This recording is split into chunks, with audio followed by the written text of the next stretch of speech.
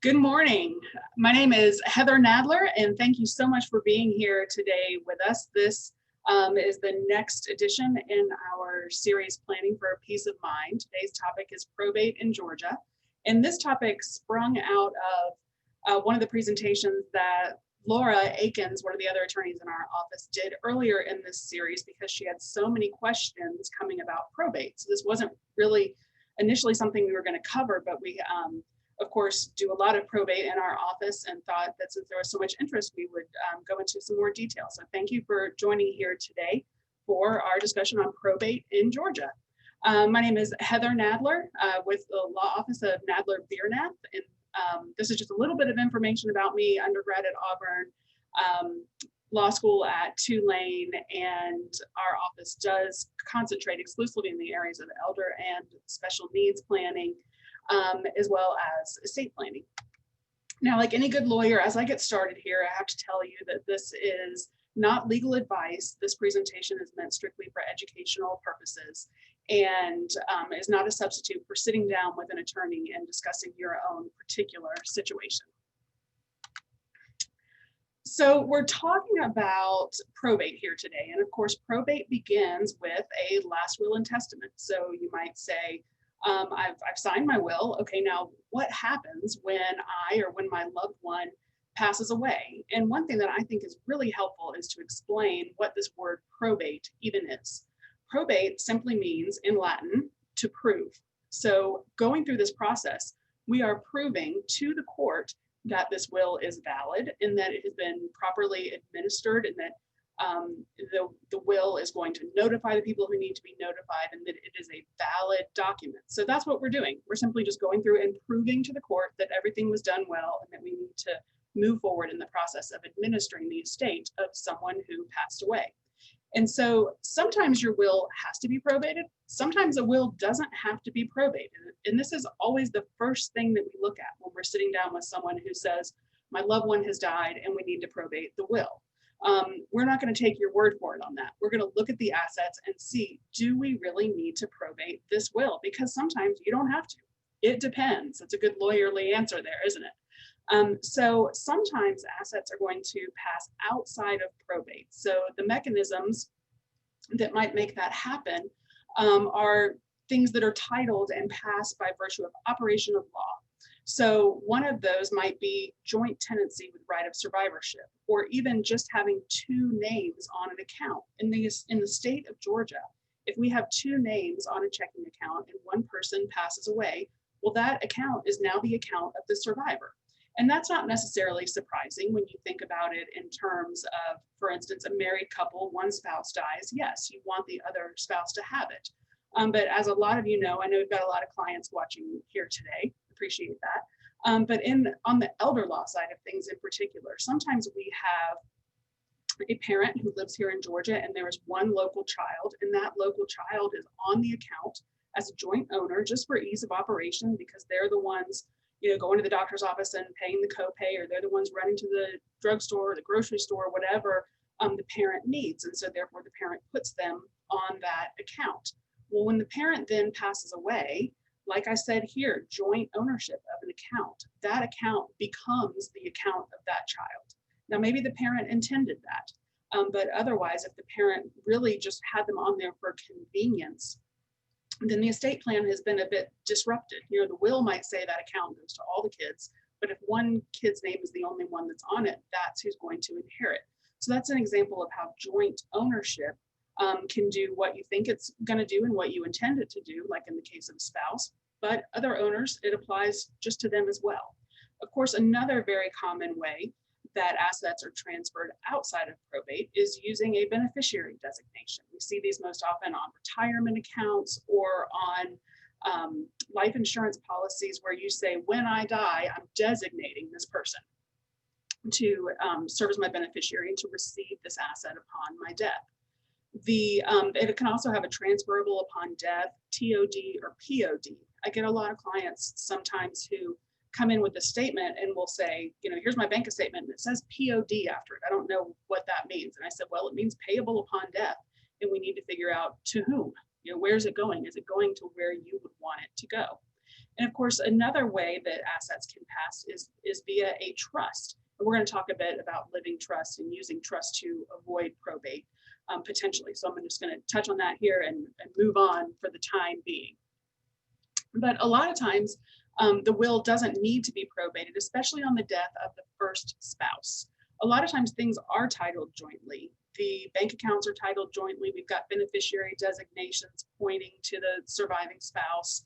And the house is titled jointly. One thing you have to look out for on the house is the house titled jointly, or is it titled jointly with right of survivorship? Unless the deed actually says with right of survivorship, it doesn't automatically pass upon the death of the first spouse. The kind of the opposite of with right of survivorship is tenants in common, meaning that if we've got spouse 1 and spouse 2 who own the house jointly as tenants in common, when one spouse passes away, it goes through the probate estate, not directly over to the other tenant in common. It only immediately goes over if it's joint tenants with right of survivorship. Now, the will likely leaves the house to the surviving spouse. And so ultimately, yes, it's going to get into the hands of the surviving spouse so that he or she then owns 100% of the house, but it's not necessarily going to be automatic the way it would be as if it were with right of survivorship. So when must a will be probated? Really the easiest way to think of this is, are there assets that once this person died, the decedent, decedent is the person we would talk about in this context as the person who has passed away.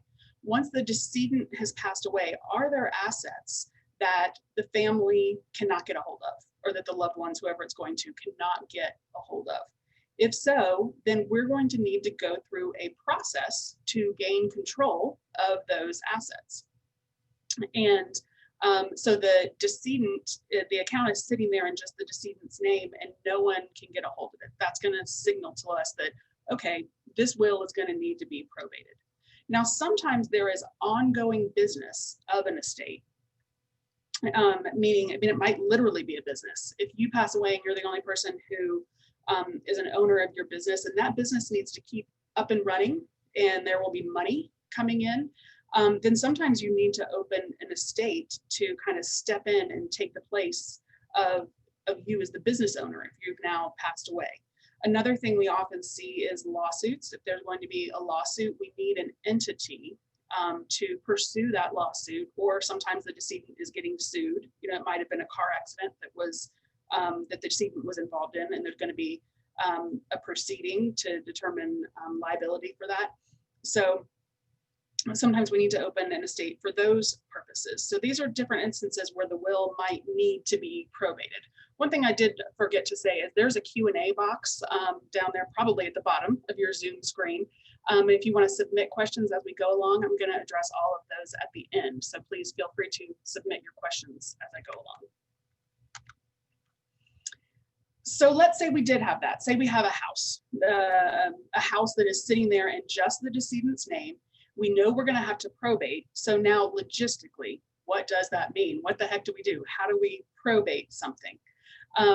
The court has a petition. It is a standard Georgia form that sets forth a bunch of information that the court wants to know, and then has a bunch of blanks in it that you need to fill in to provide the court with the relevant information. The first thing that people often say is, okay, where do I file this? And it is typically the home county of the decedent. So, but really that home county might be more than one place, potentially. The way that happens, and again, I'm harkening back to a lot of what we do in our office, which is elder law. When you have, of course, you think home county, you think, okay, well, where's my house? That's my home county. And that is very well, that can certainly be one of the options for probating. If, however, the person passed away, lived in an assisted living facility, a nursing home, or anywhere else where they were actually living at the time of their death, that can be a home county as well. So sometimes you have the option of where you want to file.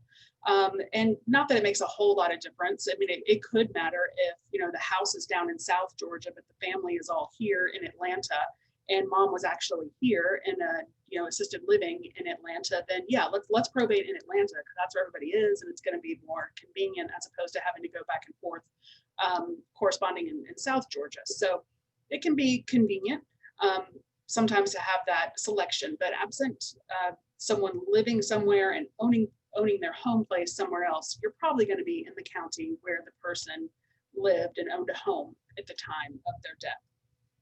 So the petition to probate is the document that is requesting that the court formally put someone else in charge. You know, we've got things that need to be taken care of, and the decedent is no longer here to take care of it. So we want to put someone else in charge of carrying out those responsibilities. So that's what the petition to probate does. It requests that the court validate the will and formally appoint an executor to step in and start carrying out the business of the estate.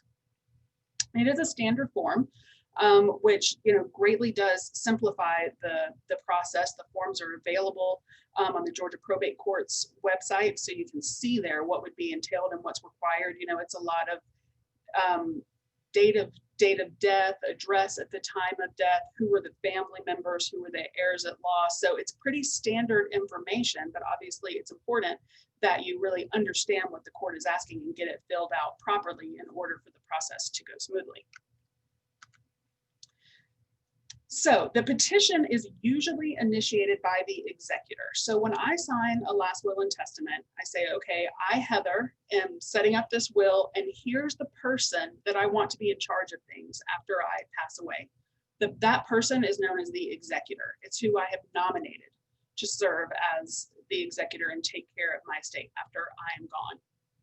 So typically it's going to be your executor who then steps forward, has the will, goes to the court and says, okay, I'm nominated as the executor. Let me fill out this petition, provide all the information the court needs so that I can then get sworn in and carry out the duties of the executor. But it doesn't always have to be the executor. We might have somebody who is just dragging their feet, not getting it done. Maybe there are 3 kids in the family, and one of them was nominated to be in charge, and for whatever reason, they're not doing it. Someone else could actually come forward. One of the other heirs could file the petition and say, hey, my mom left a will, maybe here it is, if they even have it, and it named my brother to be the executor, and he's not doing anything, so I am going to file this petition. I'm still asking that he be appointed as executor because that's who mom named. But I just wanted to make the point that though 99%, maybe not 99, but though most of the time, it is the proposed executor who is filing the petition. It doesn't have to be that person who initiates the petition. Now, another big part of the probate to petition is the notice requirement. And when you petition to probate, you have to tell the court who were the heirs at law of the decedent. These are the people who would have inherited if the decedent did not have a will. Those people have to get notified because if the decedent didn't have a will, they would have gotten something. And if they think this will is no good, they need to receive notice. They need to be made aware of what is going on so that they can object. So a lot of people tend to think that, the only people who know about what's going on in a probate are the people who are benefiting under the will. And that is not the case. So let me give you an example on this to just flush it out a bit.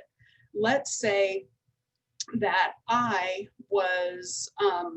had passed away and I was leaving everything to my children.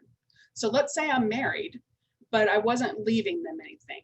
Maybe my husband, has plenty of assets on his own, and I just want to leave everything to my children. Or maybe these are children from my first marriage, and my second husband and I have agreed to keep things separate.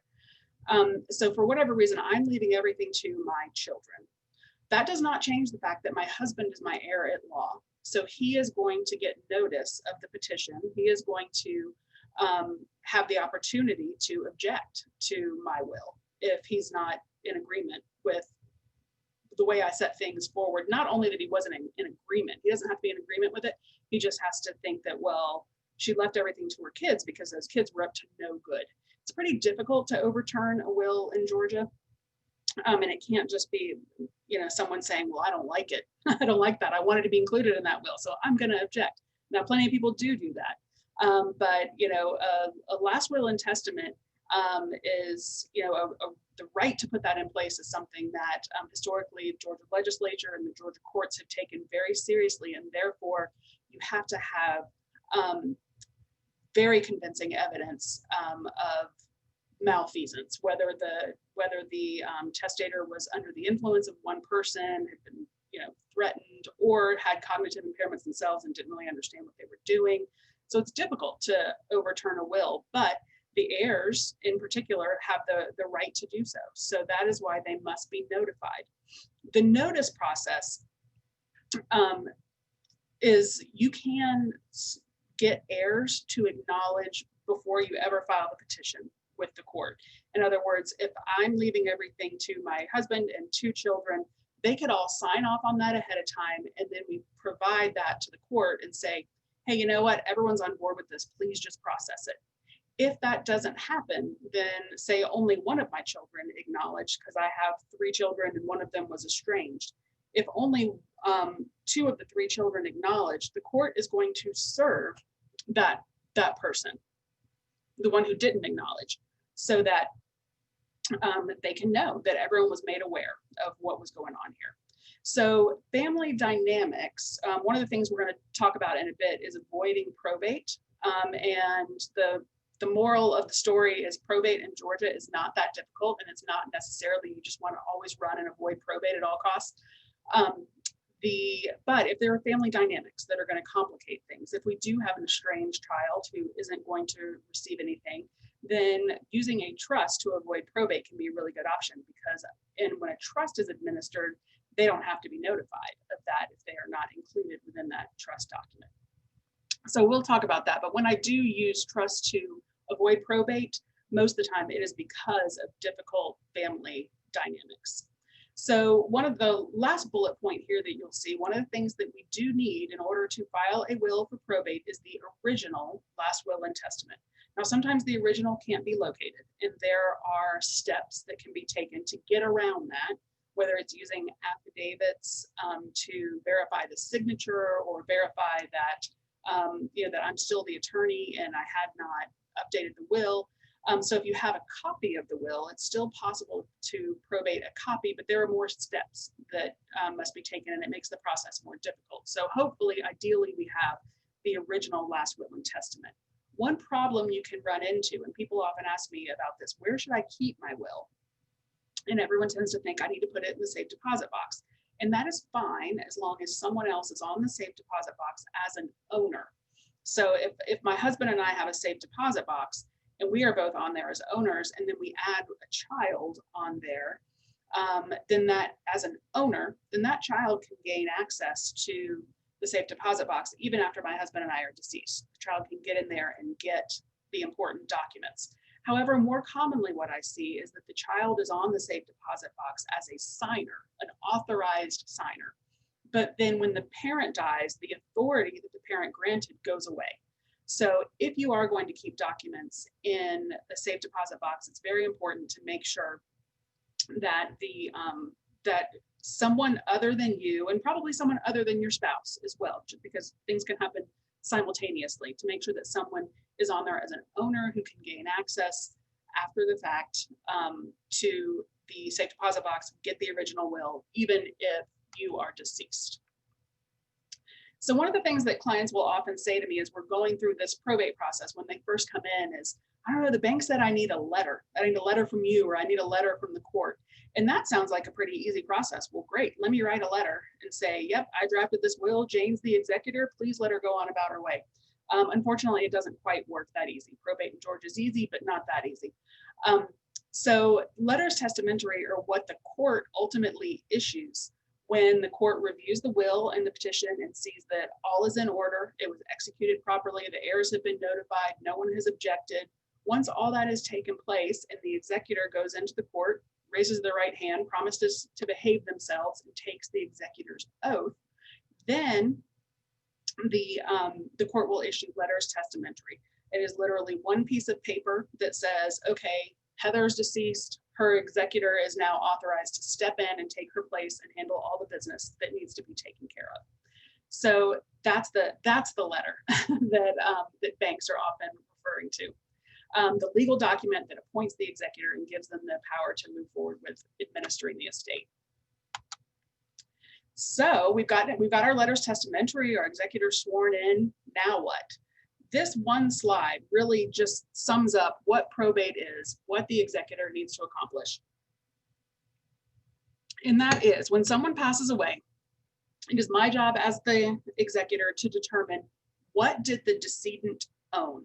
Now that might mean rummaging through file cabinets, looking for old tax returns, looking for bank account statements, life insurance policies, anything that I can find, just trying to figure out what the decedent owned, which leads me to a very important recommendation, I guess you could say.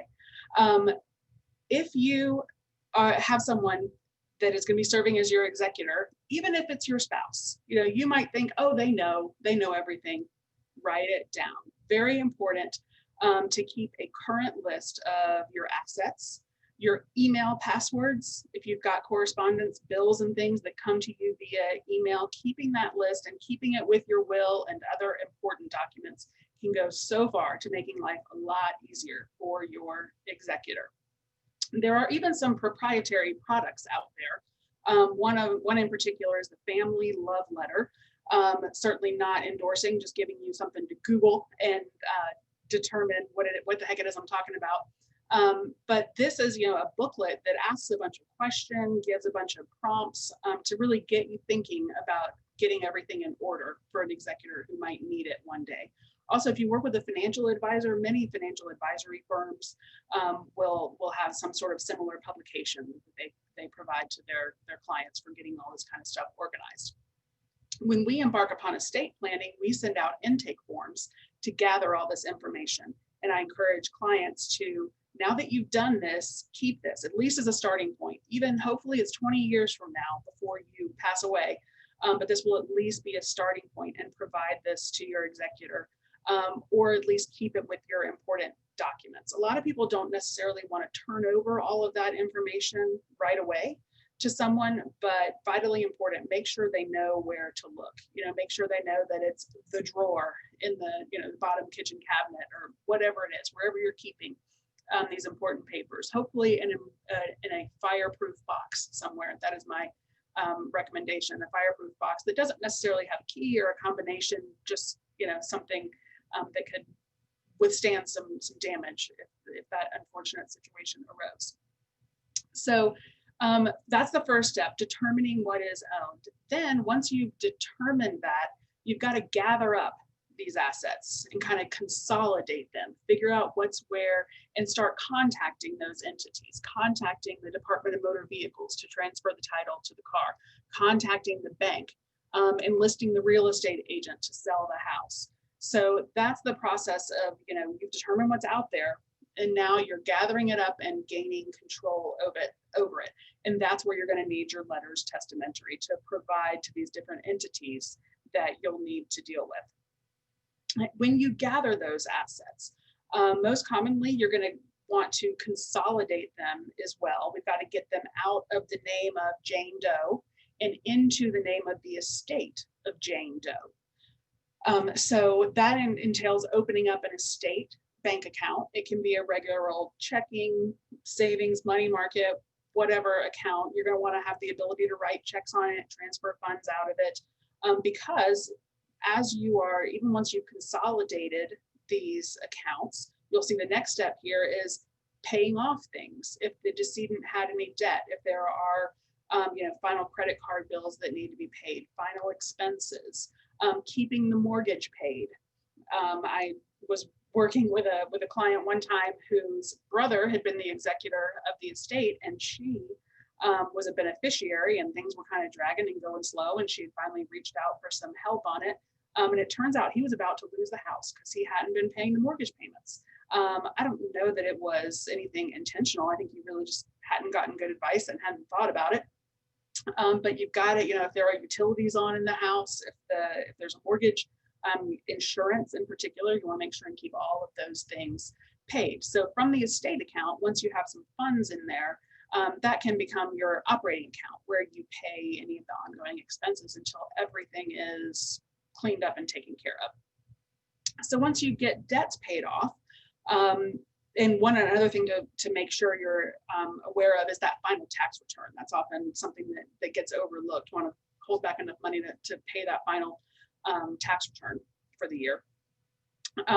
But then at that point, you'll be ready to distribute assets. Now, the will is going to be your guide. The will is going to say, I leave everything to my 3 children equally. And so at the end of the day, you've got $100,000 left. Everybody gets, $33,000 plus. You distribute those funds, and your job as executor is complete. The last step is closing the estate with the court. There is no legal requirement that you actually close the estate, but it does relieve the executor of any future liability if someone were to pop up all of a sudden and say, hey, she owed me money. Better to say, sorry, we ran all the required notices in the paper for creditors and you didn't come forward and the estate is closed now. So while you don't have to close the estate, it can certainly be a good idea and beneficial for doing that. One of the final expenses people often ask about is funeral plans and how to handle that. Funeral homes, cremation societies are entitled to file a lien against the estate. So they very much need to get paid before anything gets distributed to beneficiaries. Oftentimes people will have prepaid funeral contracts, prepaid cremation contracts. So you might not have to worry about it. That certainly would be important documentation to keep with your will to let people know that you've already paid for this.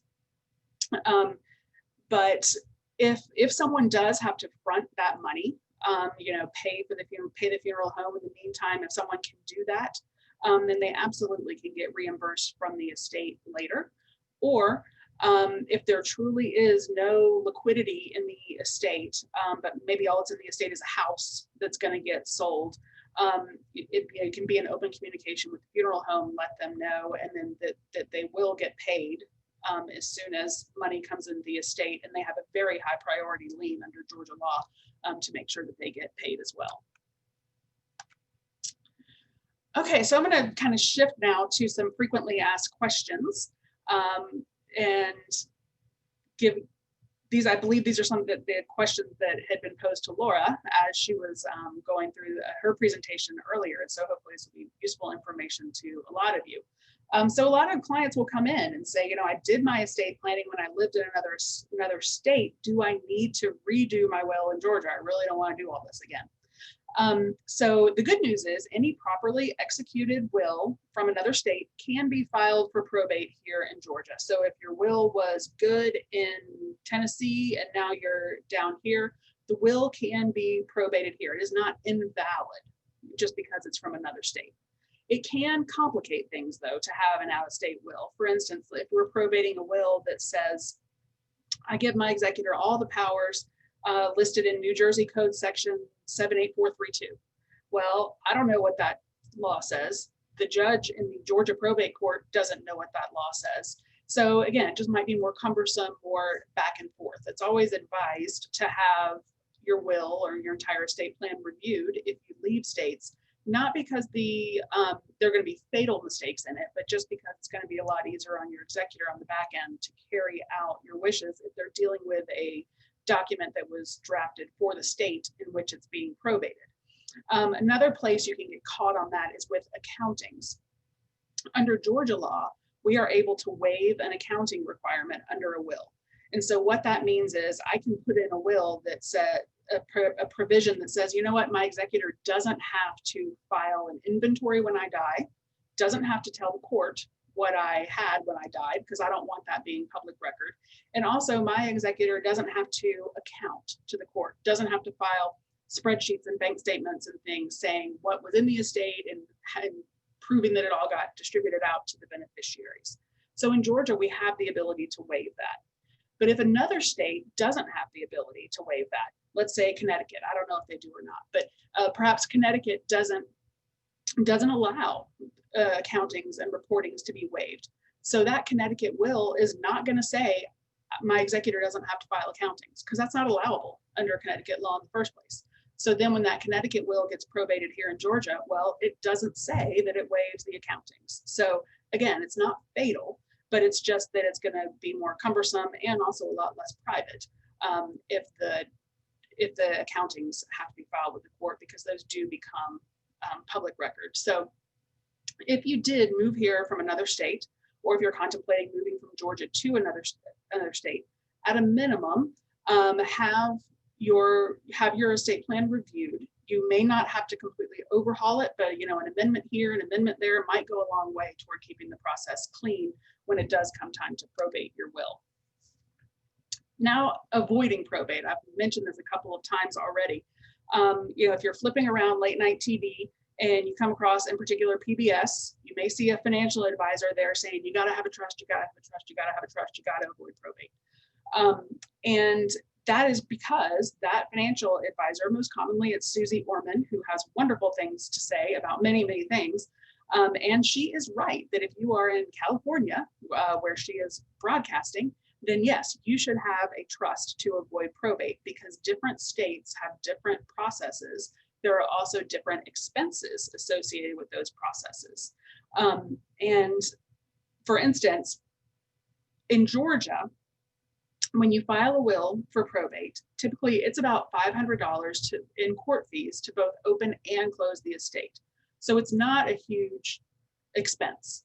However, in California, when you go to probate a will and you ask, okay, what's the filing fee? They say, well, how much is in the estate? And it's based on how big your estate is. The bigger the estate, the larger the probate fee is going to be. So for that reason, many people thought, okay, how are we going to avoid probate? And a living trust is the way that you can do that. In Georgia, we don't have that motivation though, necessarily. Like I said, sometimes family dynamics, or if there's property owned in multiple states, there are certainly reasons why you would do a living trust in order to avoid probate, but it's just not the go-to in Georgia the way it is in a lot of other states. So how does it work? I did my estate planning and now I have this trust and I understand that it's avoiding probate, but how is it really avoiding probate? What happens when I pass away? The idea behind a living trust is really for you to not own anything at the time that you pass away. So you pass away, and before your death, you have placed all of your assets into a living trust for your own benefit. So if I set up a trust for my benefit, I'm the trustee of it and I'm the beneficiary of it, but I'm going to take my house. I'm going to retitle my house. I'm going to title it into the name of that trust. I'm going to retitle my bank accounts into the name of that trust. Maybe I have a life insurance policy that I'm going to direct to that trust. So at the end of the day, when I pass away, I don't own anything. So there's no need to go to probate court to probate my estate, because I essentially don't have an estate. Everything I own is in that trust. And that trust just so happens to say, hey, when I die, give everything to my husband. And so without going to probate court, you're able to accomplish that. Now, the trust has to be properly funded. I very often will have clients come in and they say, oh, we have a trust. And they have a binder and it has a trust document in it. And I say, okay, yes, you have a trust. What's in the trust? And then I get a blank stare. So very important, if you're using a trust to avoid probate, that you actually put your assets into the trust, because if that trust is empty when you pass away, it hasn't avoided probate at all. And now we need to probate your will. And yes, your will is going to say, put the assets into that trust, but we still had to go to the court to make that happen. And so you've lost the whole purpose of avoiding probate by not having that trust actually funded. But if the trust is properly funded, it is a will substitute, and your trustee, you appoint a successor trustee. Here's who takes over if I pass away. Your successor trustee takes the place essentially of an executor, and that person manages and directs your assets following your death. So some people will say, well, gosh, I haven't done anything. I haven't done any estate planning. Or gosh, mom just passed away and she hadn't done her estate planning. What's going to happen? Well, first off, maybe you had done some estate planning, but you just didn't realize it. Like I said, things that you have beneficiaries named for, things that are titled jointly, that's a type of estate planning. And so maybe everything passes that way. But more often than not, there's also going to be the house. It's usually the house that causes people to have to go into probate. So if there is no will, we still have to have a process to gain control over that house. So there is another process where you file not a petition to probate, but a petition for letters of administration. And so that will open up an estate. We don't have an executor because there's no will, so no executor because there wasn't a chance to nominate one. So you don't have an executor. Instead, you have an administrator under this petition for letters of administration. So the format of what is submitted to the court looks a lot the same, but it's just a little more, this process is a little more paternalistic. The court says, okay, well, this person didn't have a will and they left an administrator, so we're really gonna have to watch this and make sure that the person who steps in as administrator is doing the right thing. So there are more accounting requirements with the court and more notice requirements. And so really the court's just keeping kind of an extra eye on things, but anyone can petition to be an administrator. So it might be someone who's a family member, someone who was a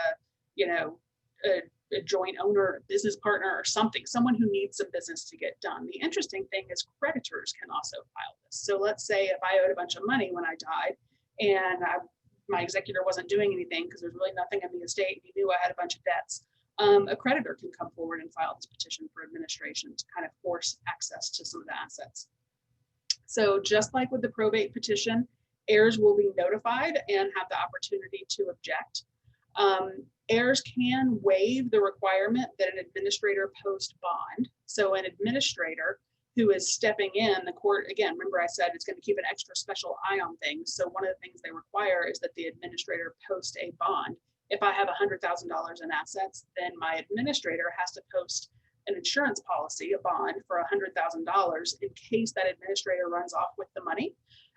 Then my heirs can get the money back and the bondsman would come after my administrator. Now the heirs can waive that if everyone agrees to, but they don't have to. And they think, well, yeah, I do want the court to keep an eye on my brother. So that can be an extra step of what is required as well. The other interesting thing is that the heirs at law are the ones who inherit. So as I'm married, I have 2 children. So my heirs at law are my husband and my 2 children.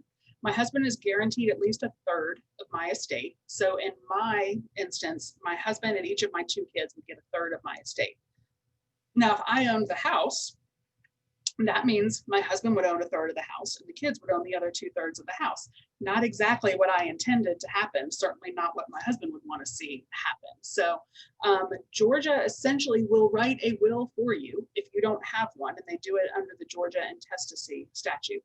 If I had 4 kids, my husband would get 1/3 and the other 4 kids would share that remaining 2/3. So that's a surprise to a lot of people, because a lot of people will think, I don't need a will because everything will just go to my spouse anyway. And under Georgia law, it will not. And it's not because the kids are minors. Even grown-up children are protected. So these last few slides I've added because they are particular a lot to the population that we serve, and then I will jump into the questions and answers section. A special needs trust, how does that work when I pass away? We do a lot of special needs planning, so our clients often have a special needs trust for their child. Oftentimes as well, I get calls from estate planning attorneys a lot of times who say, well, gosh, my client has passed away, this family has come to retain me, and there's a special needs trust here. What do I really need to do with it?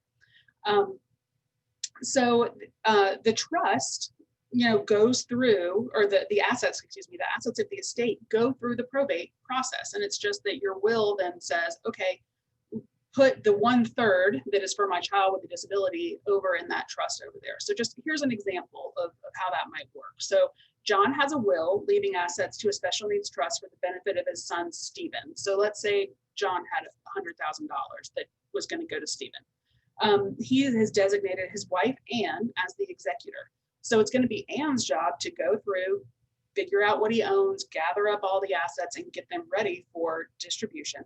And then Anne is also the trustee of the special needs trust. So Anne, as the executor, gains control of that $100,000 and then distributes the $100,000 essentially to herself. So at first she had on her executor hat, then she's going to put on her trustee hat. So maybe it's in the estate account, we put it over into the special needs trust account. And then she, as the trustee, is the one who's going to administer that trust for Stephen. Another thing that we work on a lot in our office, and I know is relevant to a lot of our clients who are watching this, my wife was in a nursing home on Medicaid. Is the state going to take her assets now that she has died? You know, I always hear this when people come in and say, you know, that I want to plan for Medicaid because the state's going to take my house. And what they're referring to is the estate recovery program that we have here in Georgia. So if someone goes on to particular Medicaid programs, not every Medicaid program, but certain ones that are listed down here at the bottom of the slide, then yes, Medicaid will be keeping track of what they pay for your loved one's care. And when that loved one passes away, then yes, Medicaid is going to have a lien against the estate of the beneficiary. In going through the probate process, you know, a lot of attorneys who don't practice elder law or special needs law might not be as familiar with this, although I think, you know, most probate attorneys certainly are familiar with liens, and that Medicaid, like funeral homes, has a very high priority in liens. And so you've got to make sure those liens are taken care of. And so, for example, if the nursing, if a spouse was in a nursing home and the nursing home and Medicaid is paying $2,000 a month, and toward the cost of care, and the spouse is in there for a year, then at the end of the year they pass away. Well, Medicaid has a $24,000 lien that they can potentially recover against that person's estate. So going in, we often look to say, okay, how can we avoid an estate recovery lien, or what really are the rules for an estate recovery lien? So first of all, in the scenario I painted before, if husband came to me and said, my wife was on Medicaid, we're probating her estate, is Medicaid going to be able to take the house? This first bullet point here is extremely important. An estate recovery lien cannot be enforced until the surviving spouse is also deceased. So that's the first level of just relief for a lot of people as they go through the probate process, realizing that yes, there's a lien, but it can't be enforced right now. It can't be enforced until both spouses are deceased. Same goes for if there's a child with a disability.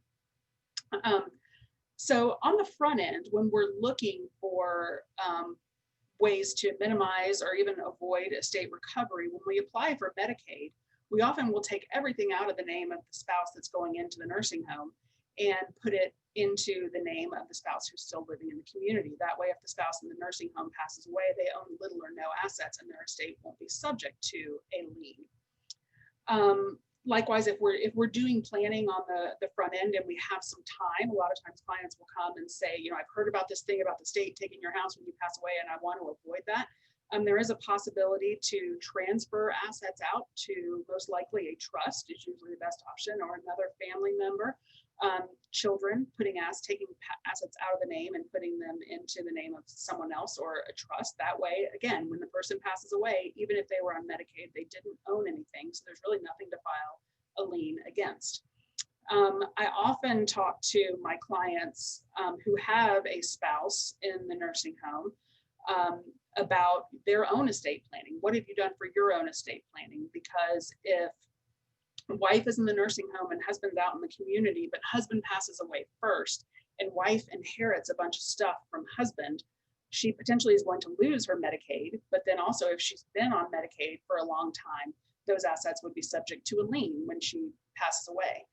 So instead of doing that, we can leave property to a special needs trust from one spouse to another, or if the child's in the nursing home, put it in a special needs trust for them, so that, again, we're not just piling things up in that person's estate that might be subject to a creditor one day, in particular to Medicaid.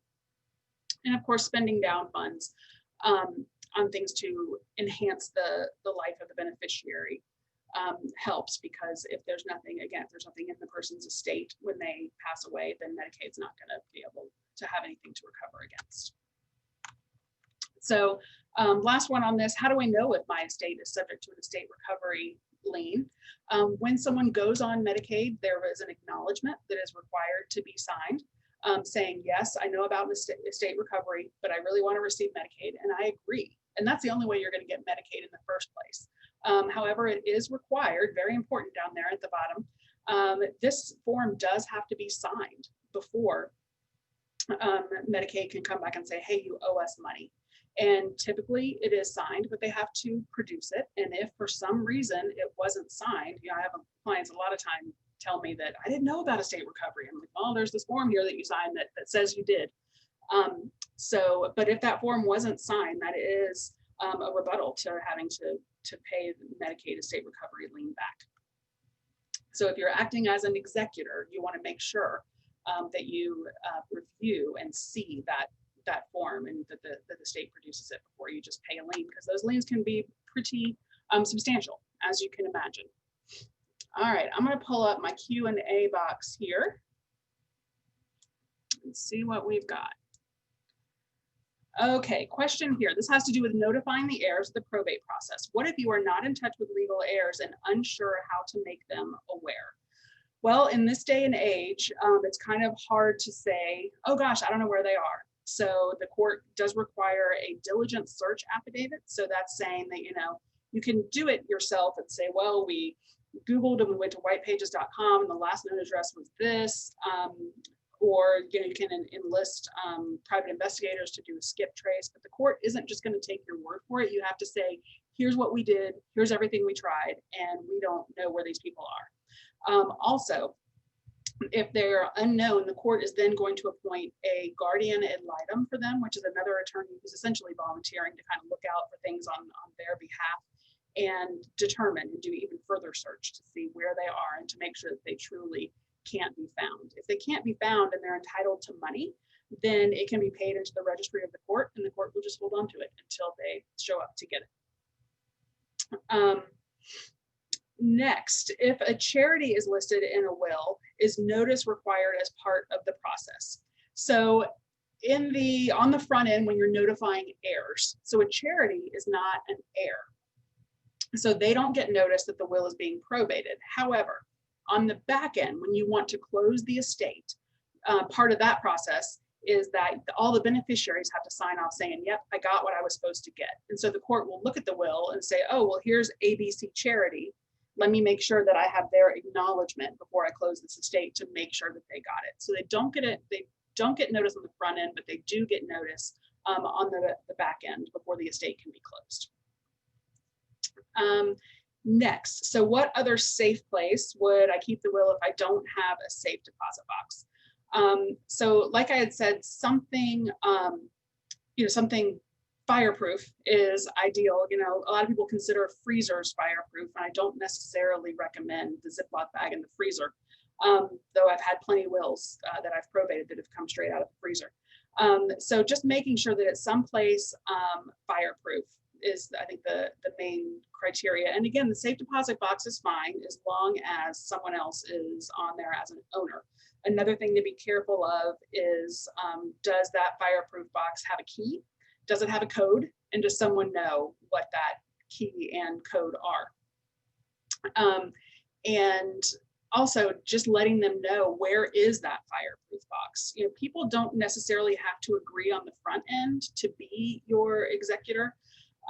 But I certainly recommend that you do run it by them, make sure they're willing. If at the time they're not, they just simply say, I'm not going to serve. And then hopefully there's a successor named, or there's a process for getting someone else named if no one that's named in the document is willing to serve. But definitely wherever you keep them, fireproof box, safe deposit box, just make sure that the people who need to know where it is know where it is.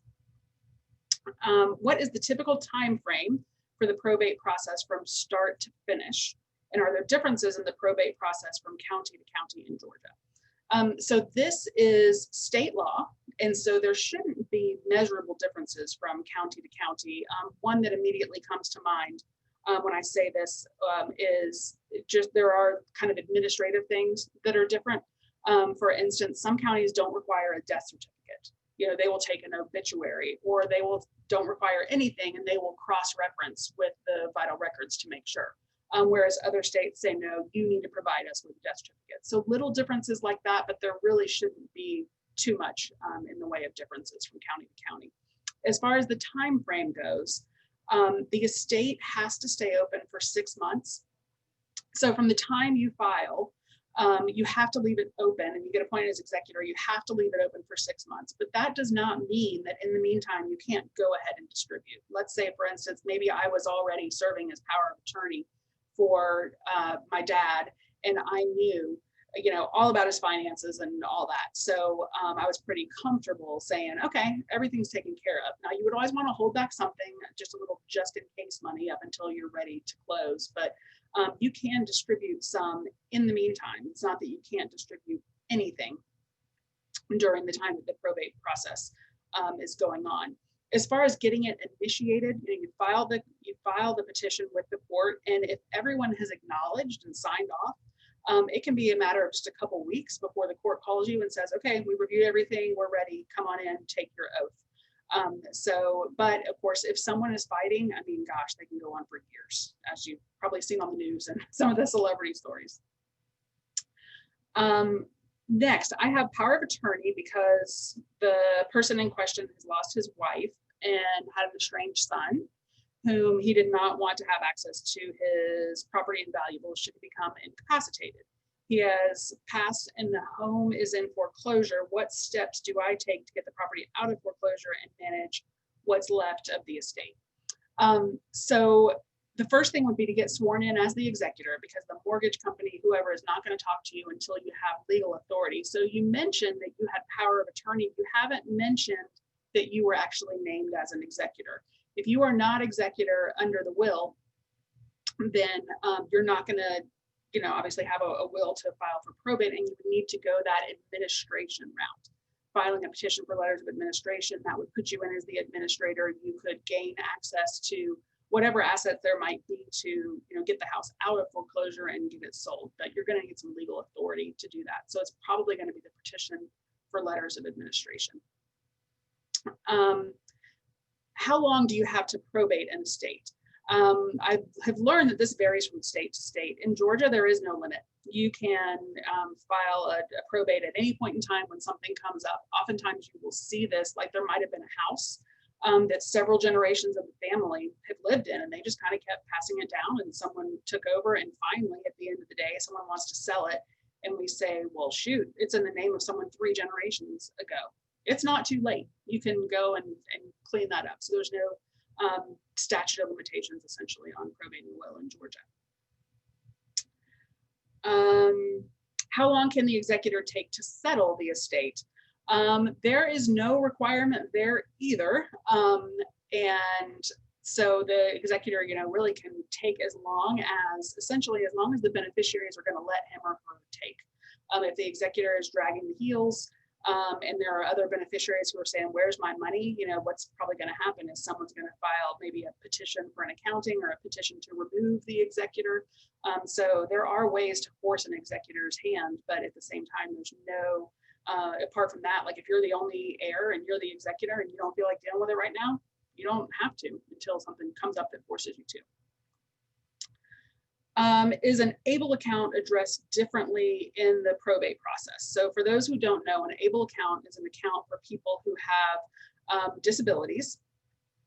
And so the ABLE account it's not really, it's kind of like a trust if there's a beneficiary named on it. So if it's possible to have a beneficiary named on an ABLE account, then the account can go to that beneficiary. If there's not a beneficiary named on that account, then it will become part of the estate and will get processed through just like the rest of the estate. But the important thing to realize, of course, is an ABLE account is subject to Medicaid payback first. So only after Medicaid gets its payback, and after if there's funds left after Medicaid has been paid back, then either it would go to a beneficiary or get processed as part of the estate. Can you have a pour over provision in your will that leaves all assets to the trust without funding the trust while living? Would this avoid probate? So yes, you absolutely, if you have a living trust, you absolutely can and should have what's known as a pour over will that goes along with it that says, essentially, I'm trying to avoid probate here, but if I do by chance die with something in my name, I want you, my executor, to get control of it and put it over there in that trust so that my wishes were carried out, because the trust is what really contains all my wishes.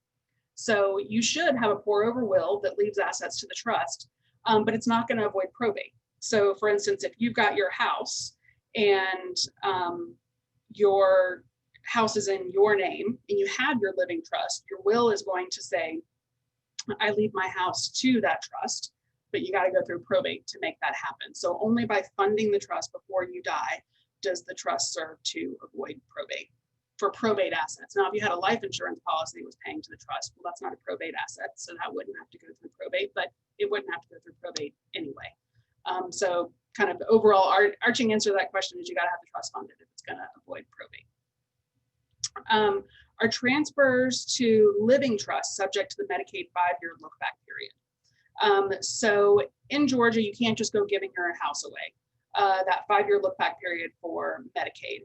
However, if you put a house into a living trust, that is still a trust for me. I'm still the trustee of it. I maintain all control of it. So no, it is not subject to that 5-year Medicaid look-back. But it's also not accomplishing anything as far as getting the house out of my name for Medicaid either. So that's on that one. My dad's estate is in South Carolina and I'm the executor. Similar process and requirements as Georgia, ? And I think, I'm not licensed to practice in Georgia, but I think the short answer there is no. It's been my experience in South Carolina. They really keep a close eye on their probates. They do have deadlines. They have requirements. And I don't know if that's because the particular will that I was working on which was out of South Carolina, I don't know if it was just drafted in a way that it didn't waive a lot of the requirements that it could have. But I do believe that South Carolina is a bit of a more cumbersome process than in Georgia. What is the look-back time frame regarding assets that Medicaid utilizes for eligibility for a nursing home? It's 5 years, 60 months. Are the forms online for the petition for layers of administration, and can it be filed online? It cannot be filed online. Boy, you hit on a hot topic amongst attorneys in Georgia, the probate courts, because they require original wills. They are not, I think, set up or amenable at all to ever being set up for online filing, which is unfortunate. But so it cannot be filed online, but you can obtain the forms online. And the forms are at gaprobate.gov is where you can find those. Or also, I don't know the website off the top of my head, but the Supreme Court of Georgia, they're also available on that website. I don't know if there's a will in place or where it can be located. So on that one, again, you would go with the petition for letters of administration, and that's going to give you some authority. If a will is later found, then you can still file a petition to probate and then become the executor of the will if you find it. Is probate always necessary? No, it is not always necessary. You know, you may have assets passing outside of probate, or there might not be any assets, period. So certainly no, just because you have a will doesn't mean that it's going to have to be probated. If you have a special needs trust that is funded after you die, is probate needed? No, not necessarily. So if the special needs trust is part of your will, then yes, you're going to have to go through probate to activate that special needs trust. But if you've set up a separate special needs trust, which is most often what we recommend for clients, if you set up a separate special needs trust, and then let's say you have a life insurance policy that's going to pay into that trust, then that just happens without having to go through probate. Now, if you have a probate asset that you also want to go into that trust, then yes, that asset has to go through the probate process before it can be transferred into the trust. But by having that trust already, ready and waiting, it's a great vehicle to accept things that don't have to go through probate. And then when the probate things are ready, they can come in too. If there are assets with earnings outside of a trust that is the beneficiary or heir of an estate, okay, assets, okay, do we need an account, an EIN for both of those assets as the estate and for the trust? Okay, assets with earnings outside of a trust that's beneficiary, then yes. So I think if I'm understanding this correctly, if you've got essentially a trust that's the beneficiary of another trust or estate, then yes, you're going to need EINs for both of those. And then the last question here, good timing, it's 12:29. So this is going back to the viewer who was concerned about getting the house out of foreclosure. If I have to pay $150,000 to get the house out of foreclosure, how do I protect myself? It's not a matter of protecting yourself, because you're stepping in just as the administrator and as the executor. And if the estate has that money to pay it off, that's fine. But you certainly don't have to. It's not your house, it's not your debt. So it's not a matter of protecting yourself on that. All right, well, 12:30 on the dot. Thank you to everyone who participated today. Thank you for your questions. We have one more webinar coming up in this series. It's going to be in January. It's going to be myself, Kim Martin, and Laura Akins, all three of the attorneys in our office. Just an open Q&A panel. So if you were on the registration for this session, you will get information about registering for that one too. And we certainly hope that you will, and you'll have an opportunity to get questions together for that one. And also the link and the PowerPoint slides will be available for this webinar, and they will be sent out to you next week. And I hope everyone is enjoying the holidays and staying safe, and take care. And thank you again for joining us today.